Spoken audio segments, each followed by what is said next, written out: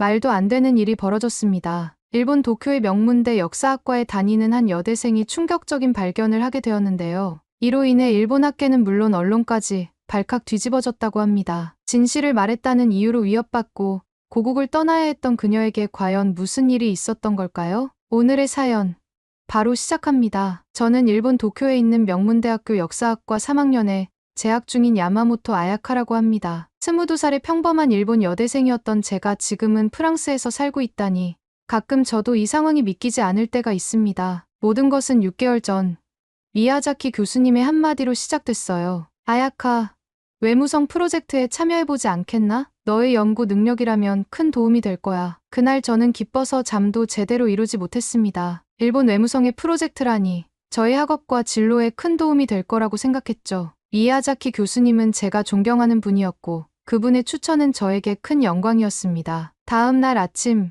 교수님은 프로젝트의 내용을 설명해 주셨어요. 일본의 명칭의 역사적 정당성을 연구하는 거야. 내 연구가 정부에 큰 도움이 될 거다. 처음에는 단순한 역사 연구라고 생각했습니다. 도서관과 디지털 아카이브를 뒤지며 자료를 수집했죠. 그러던 어느 날 18세기 유럽에서 제작된 지도들을 검토하다가 이상한 점을 발견했습니다. 대부분의 서양 지도에서 지금의 일본해가 조선해로 표기되어 있었어요. 처음에는 단순한 오류라고 생각했지만 같은 시기의 다른 지도들도 살펴보니 일관되게 조선해로 표기되어 있었습니다. 가슴이 두근거렸어요. 우리가 배웠던 내용과 달랐기 때문이죠. 학교에서는 항상 일본해라는 명칭이 역사적으로 정당하다고 배웠는데 실제 역사적 자료들은 다른 이야기를 하고 있었습니다. 혼란스러웠어요. 더 많은 자료를 찾아보기로 결심했죠. 밤새 자료를 검색하며 식은땀이 흘렀습니다. 19세기 초반까지도 많은 서양 지도에서 조선해라는 명칭이 사용되었고 일본해라는 명칭은 중반 이후에 갑자기 널리 쓰이기 시작했다는 사실을 알게 됐거든요. 이건 단순한 우연이 아니었습니다. 이게 정말 사실이라면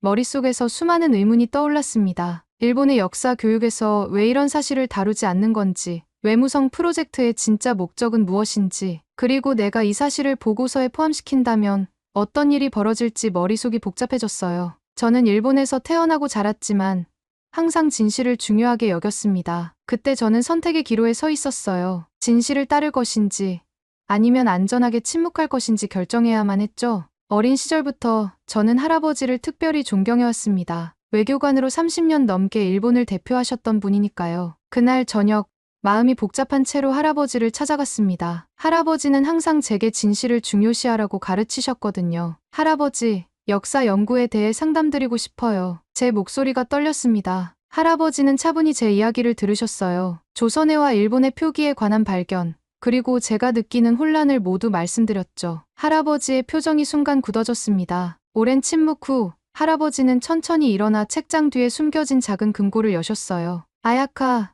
이건 내가 알면 위험해질 수도 있다. 할아버지의 목소리가 무거웠습니다. 할아버지가 꺼내신 것은 낡은 가죽 바인더였어요. 그 안에는 오래된 문서들이 있었습니다. 그것들을 하나씩 살펴보면서 충격에 빠졌어요. 일본 정부가 의도적으로 국제사회에 일본의 표기를 강요했다는 명백한 증거였거든요. 할아버지, 이건 말문이 막혔습니다. 내가 젊었을 때 외무성에서 이 문서들을 발견했단다. 이런 진실을 알게 된 후에도 직업을 유지하는 것은 쉽지 않았어. 할아버지의 눈에 슬픔이 깃들었습니다. 문서들 중에는 1905년 러일전쟁 직후 일본 관리들이 영국과 미국의 지도 제작자들에게 압력을 가해 조선해를 일본해로 변경하도록 한 내용도 있었어요. 식은땀이 흘렀죠. 지금까지 배웠던 역사와 너무 달랐으니까요. 이게 사실이라면 우리가 배우는 역사 자체가 조작된 거잖아요.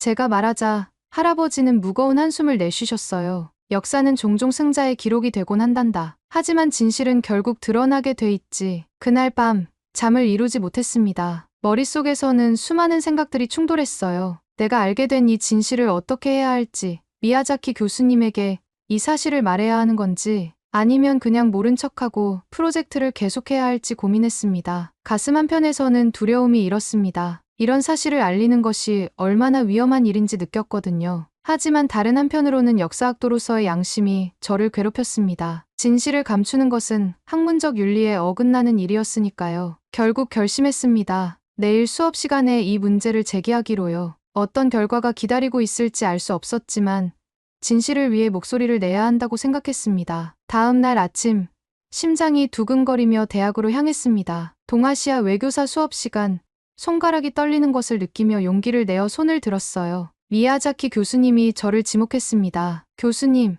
에도 시대 일본 지도에서 다케시마가 조선 영토로 표기된 이유가 궁금합니다. 목소리가 평소보다 조금 높게 나왔습니다. 교실이 순간 조용해졌어요. 미야자키 교수님의 표정이 굳어지는 것이 보였습니다. 그는 안경을 천천히 고쳤으며 대답했습니다. 그런 건 서구 지도 제작자들의 실수일 뿐이다. 역사적 사실과는 관련이 없지. 하지만 저는 물러서지 않았어요. 하지만 제가 조사한 바로는 시반까지 대부분의 서양 지도에서 일관되게 그렇게 표기되어 있었습니다. 이게 단순한 실수라고 보기는 어려울 것 같은데요. 교실에서 웅성거림이 들렸습니다. 미야자키 교수님의 얼굴이 붉어졌어요. 그가 입을 열기 전에 반 친구 타나카가 끼어들었습니다. 아야카, 내가 한국 사이트에 빠진 거야? 요즘 그런 반일 사이트가 많다던데. 심장이 쿵쾅거렸어요. 다른 학생들도 수군거리기 시작했습니다. 반일주의자, 한국 편향이라는 단어들이 들려왔어요. 얼굴이 화끈거렸지만 제가 본 것은 분명한 사실이었습니다. 반일적인 것이 아니라 역사적 사실에 대해 질문하는 거예요. 이건 외국 지도만이 아니라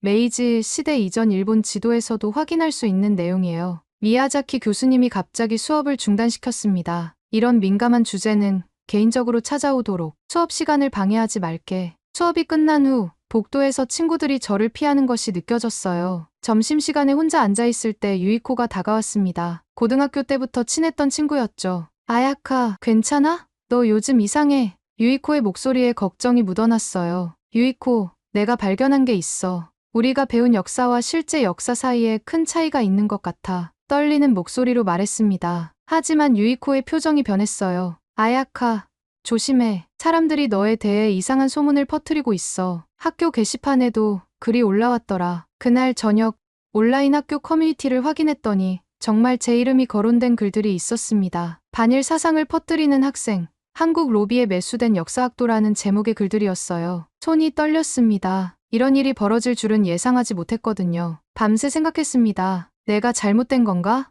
아니, 제가 본 것은 명백한 사실이었습니다. 하지만 이렇게 갑자기 모든 사람들이 등을 돌리니 외롭고 두려웠어요. 그래도 진실을 위해 끝까지 가야 한다고 다짐했습니다. 다음 주 프로젝트 회의에서 충격적인 일이 벌어졌습니다. 미야자키 교수님은 외무성 관계자들이 있는 자리에서 제게 차가운 목소리로 말했습니다. 저는 연구팀에서 제외되었고 제가 제출한 초안 논문은 부적절한 자료, 인용을 이유로 철회되었다고 했어요. 가슴이 철렁 내려앉았습니다. 그동안의 노력이 물거품이 된 것도 충격이었지만 교수님의 차가운 눈빛이 더 아팠습니다. 회의가 끝난 후 미야자키 교수님이 저를 따로 불렀어요. 쓸데없는 질문을 계속하면 내 학위도 위험할 거야. 아직 젊어서 모르는 모양인데 학문에도 때로는 현실적인 고려가 필요하다고. 그 말씀이 마치 경고처럼 들렸습니다. 다음 날 아침 학교 이메일함을 열었더니 수십 개의 악성 메일이 쌓여 있었어요. 대부분 익명이었고 반일주의자는 학교에서 나가라, 조선인 스파이와 같은 내용이었습니다. 손이 떨려 마우스를 제대로 잡기조차 힘들었어요. 도서관에서 공부하던 중 갑자기 몇몇 상급생들이 제 주변에 몰려와 작은 목소리로 압박을 가하기 시작했습니다. 야마모토, 우리 학교 명예를 더럽히지 마. 내가 하는 짓은 학교 전체에 피해를 주고 있어. 그들의 얼굴에는 분노와 경멸이 뒤섞여 있었어요. 저는 아무 말도 못하고 그 자리를 도망치듯 나왔습니다. 집에 돌아와 침대에 누웠을 때 휴대폰이 울렸습니다. 모르는 번호였어요. 불안한 마음으로 전화를 받았습니다. 너는 일본인의 수치다. 조용히 있어라. 차가운 남자 목소리가 들린 직후 전화가 끊겼습니다. 온몸에 식은땀이 흘렀어요. 이건 단순한 학내 논쟁의 차원을 넘어섰습니다. 밤새 잠을 이루지 못했어요. 창문의 작은 소리에도 가슴이 뛰었고 휴대폰이 울릴 때마다 공포에 떨었습니다. 이 모든 일이 단지 역사적 진실을 말했다는 이유만으로 벌어진 일이라니 믿기지 않았습니다. 다음 날 대학원 입시 준비를 위해 신청해두었던 장학금 심사에서도 탈락했다는 통보를 받았어요. 이유는 명확하지 않았지만 눈에 보이지 않는 손이 제 앞길을 하나씩 막아가고 있다는 느낌이 들었습니다. 유이코마저 더 이상 연락이 오지 않았어요. 같이 수업을 듣던 다른 친구들도 눈이 마주치면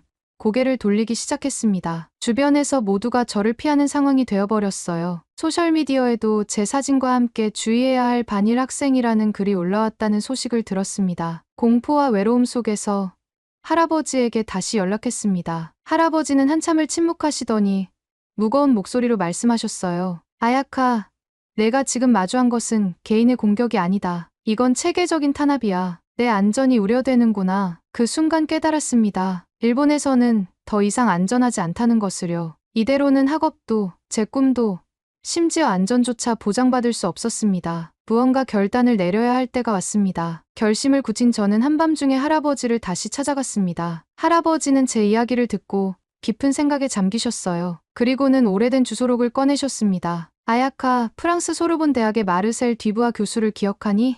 내 옛 친구인데 역사학에서는 세계적인 권위자야. 그에게 연락해보자. 할아버지의 도움으로 프랑스행 비행기 티켓을 예약했습니다. 여권과 필요한 서류, 그리고 무엇보다 중요한 역사적 증거 자료들을 조심스럽게 가방에 넣었어요. 출국 전날 밤, 할아버지는 제 손을 꼭 잡으셨습니다. 진실은 결국 이길 거야. 하지만 그 과정은 쉽지 않을 수도 있다. 용기를 잃지 마렴. 출국 당일, 나리타 공항에 도착했을 때 이상한 낌새를 느꼈습니다. 보안 검색대를 통과할 때 평소보다 더 꼼꼼하게 가방을 확인했고, 여권 심사에서도 직원이 오랫동안 제 여권을 살펴봤어요. 심장이 빠르게 뛰기 시작했습니다. 마침내 탑승구에 도착했을 때 2명의 남자가 저를 향해 걸어오는 것이 보였어요. 정장 차림이었고 무언가 공식적인 느낌이었습니다. 저도 모르게 걸음을 빨리 했어요. 비행기 좌석에 앉았을 때야 비로소 안도의 한숨을 내쉴 수 있었어요. 12시간의 긴 비행 끝에 샤를 드골 공항에 도착했습니다. 생소한 프랑스의 공기를 마시며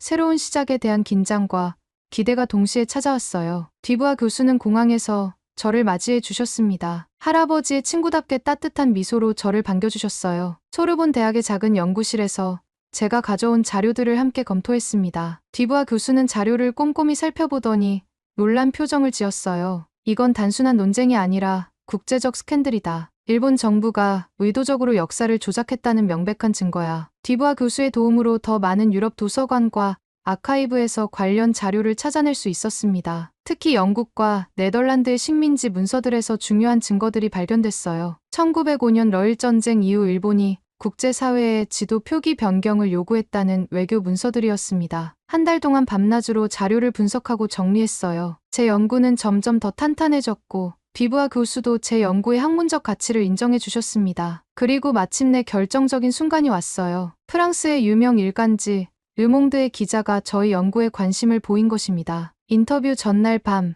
할아버지에게 전화를 걸었습니다. 할아버지, 내일 언론에 이 모든 것을 공개할 예정이에요. 괜찮을까요? 할아버지의 목소리에는 걱정과 자부심이 함께 묻어 있었어요. 아야카, 넌 옳은 일을 하고 있다. 비록 위험하더라도 역사 앞에서는 진실만이 중요하단다. 깊은 숨을 내쉬며 내일을 준비했습니다. 이제 돌이킬 수 없는 강을 건너게 될 것입니다. 하지만 제 마음은 이상하게도 평온했어요. 프랑스의 한 중소 인터넷 언론에 제 인터뷰 기사가 실린 다음 날 예상치 못한 일이 벌어졌습니다. 기사가 소셜미디어를 통해 빠르게 퍼져나가기 시작한 거예요. 처음에는 역사에 관심 있는 사람들 사이에서만 공유되었지만 곧 더 넓은 독자층에게 알려졌습니다. 기사는 제가 발견한 역사적 증거와 일본에서 겪었던 압박에 대해 다루었어요. 온라인 커뮤니티에서는 뜨거운 토론이 시작되었습니다. 일부는 이런 연구가 국가 간 갈등을 부추긴다고 비판했지만 많은 사람들이 역사적 진실을 알려준 용기 있는 행동이라며 지지했어요. 특히 역사학을 공부하는 학생들 사이에서 제 이야기가 널리 퍼져나갔습니다. 뒤부아 교수님과 함께 작성한 상세한 학술 논문을 온라인에 공개했더니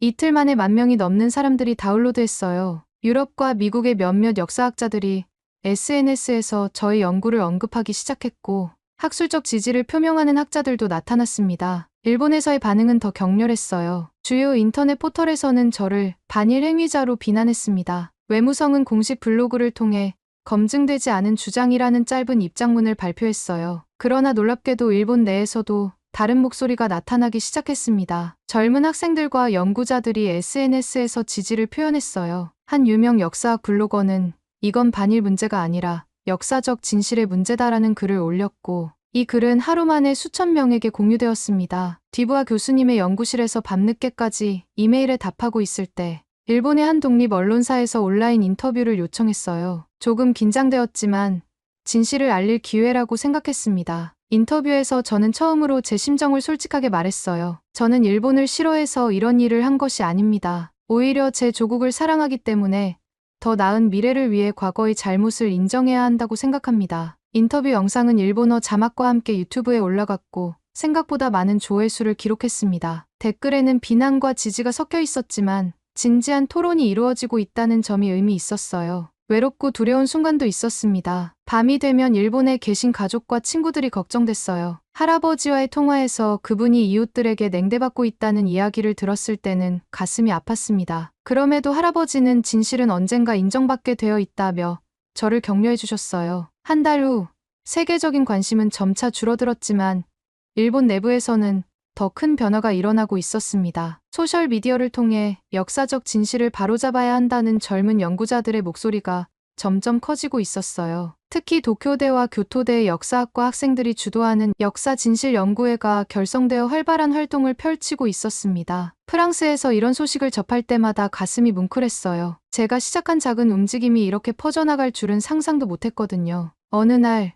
일본의 유명 저널리스트에게서 이메일이 왔습니다. 그는 일본 내학계의 변화에 대해 자세히 알려주었어요. 아야카 씨, 당신이 모르는 사이에 일본 학계에서는 큰 토론이 일어나고 있습니다. 몇몇 중견 교수들이 익명으로 당신의 연구를 지지하는 성명을 발표했어요. 물론 공개적으로 지지를 표명하는 것은 아직 위험하지만 물밑에서는 많은 변화가 일어나고 있습니다. 그의 이메일에는 도쿄대학교 학생들이 개최한 동아시아 역사 인식 포럼 사진도 첨부되어 있었습니다. 제 얼굴이 포스터에 있는 것을 보고 눈물이 났어요. 혼자가 아니라는 느낌, 제 노력이 헛되지 않았다는 안도감이 찾아왔습니다. 하지만 기쁜 소식만 있었던 것은 아니었어요. 일본 극우 단체들이 제 부모님 집 앞에서 시위를 벌였다는 소식도 들려왔습니다. 매국노의 가족은 일본을 떠나라라는 플래카드를 들고 있었다고 해요. 부모님은 괜찮다고 말씀하셨지만 죄책감에 밤잠을 이루지 못했습니다. 또한 해외에 있는 저를 향한 위협도 계속되었어요. 익명의 이메일과 소셜미디어 메시지로 협박이 이어졌고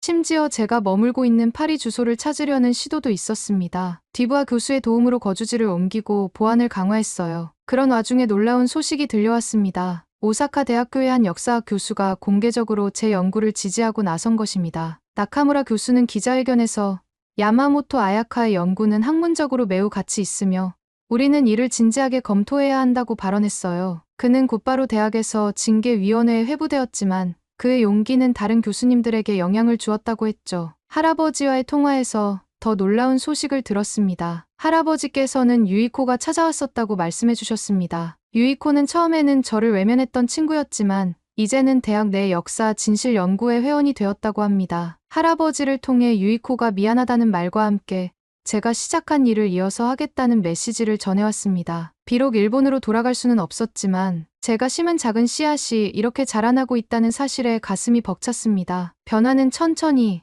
하지만 확실히 일어나고 있었어요. 이제 저희 바람은 단 하나입니다. 일본의 젊은이들이 왜곡되지 않은 역사를 배우고 진실을 바로 알게 되는 것. 그것이 제가 이 모든 길을 걸어온 이유입니다. 역사는 과거의 기록이지만 동시에 미래를 위한 길잡이이기도 합니다. 진실된 역사 위에서만 진정한 화해와 평화가 가능하다고 믿습니다. 지금은 디부아 교수님의 지도 아래 역사학 연구를 더 깊이 공부하고 있습니다. 소르본 대학의 장학금을 받아 동아시아 근대사를 전공하는 대학원생이 되었고 더 많은 역사적 자료를 발굴하고 분석하는 일에 매진하고 있어요. 언젠가는 제 연구 결과가 교과서에 실리고 일본의 젊은이들이 왜곡되지 않은 역사를 배울 수 있기를 바랍니다. 오늘 사연은 여기까지입니다. 한 용감한 일본 여학생의 이야기를 통해 역사의 진실과 그것을 지키기 위한 용기에 대해 생각해보는 시간이었습니다. 역사는 단순한 과거의 기록이 아닌 현재와 미래를 위한 소중한 교훈이자 길잡이입니다. 우리는 동아시아의 평화로운 미래를 위해 왜곡 없는 역사 인식이 얼마나 중요한지 다시 한번 깨닫게 되었습니다. 하루빨리 일본이 역사적 사실을 있는 그대로 인정하는 날이 오기를 간절히 바랍니다. 오늘 사연에 대한 여러분의 생각을 댓글로 남겨주세요. 감동뭉클에서는 여러분의 소중한 마음을 모아 사연 주인공들에게 전해드리고 있습니다. 여러분 주변에 감동적이거나 재미있는 실제 사연들을 제보받고 있으니 언제든 저희 공식 메일로 제보해주세요. 오늘 들려드린 사연에 공감하셨다면 구독과 좋아요 눌러주시고 주변 분들과도 공유해주세요. 여러분의 작은 관심과 응원이 더욱 좋은 콘텐츠를 만드는 데 큰 힘이 됩니다. 오늘도 여러분의 하루의 작은 즐거움이라도 되었기를 바라며 지금까지 감동뭉클이었습니다. 끝까지 시청해주셔서 감사합니다. 다음에 더 감동적인 사연으로 찾아뵙겠습니다.